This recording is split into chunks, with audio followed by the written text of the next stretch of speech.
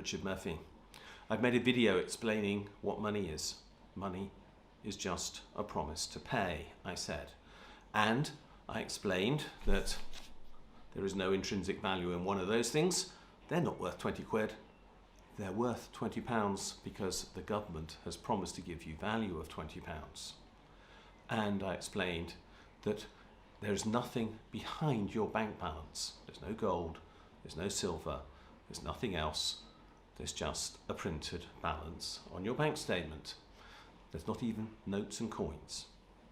So how does the banking system work if money is just a promise to pay?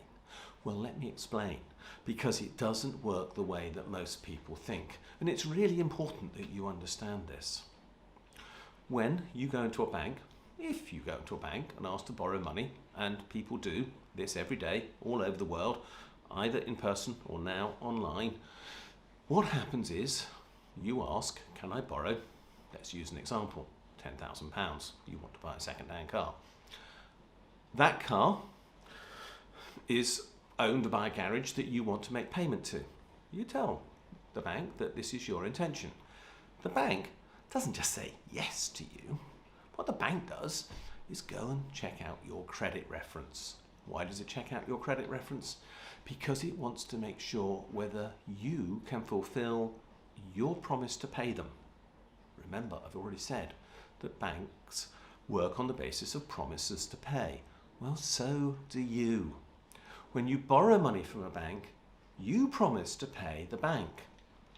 What the bank promises to you is that if you make a promise to them, they will make a payment to the garage for your car, or whatever it is that you want to buy. That is how banking works. There are just two promises that create money. One is yours to the bank to repay whatever you want to borrow. One is the bank's, that they will pay whoever you tell them to.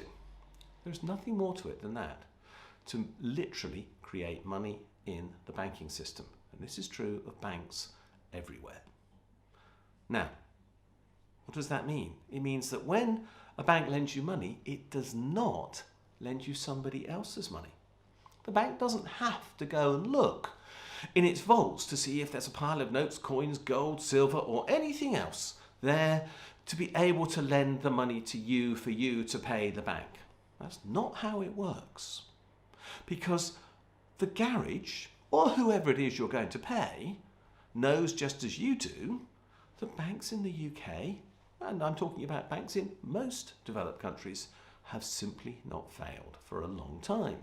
They don't fail because, first of all, governments make sure they have enough money not to do so, and I'll come to that in another video. And second, they don't fail because actually governments effectively guarantee that they won't these days. So, they don't fail.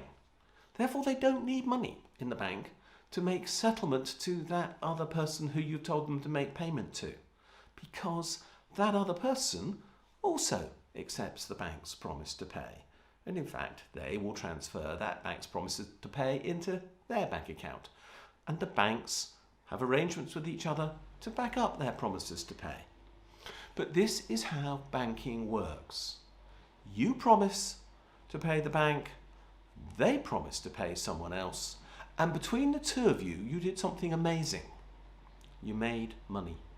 You literally made money out of thin air.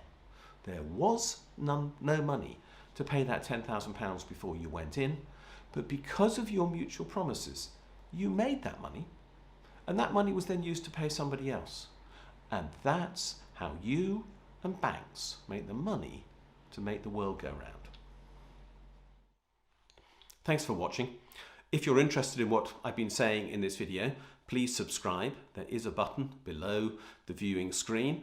If you're interested in what I have to say on Twitter, I'm at Richard J. Murphy on that medium. If you want to look at my blog, that's taxresearch.org.uk, and we have a Facebook page as well, Richard J. Murphy. So one of those things will get you more information on what this video series is about, and I hope I'll see you again soon.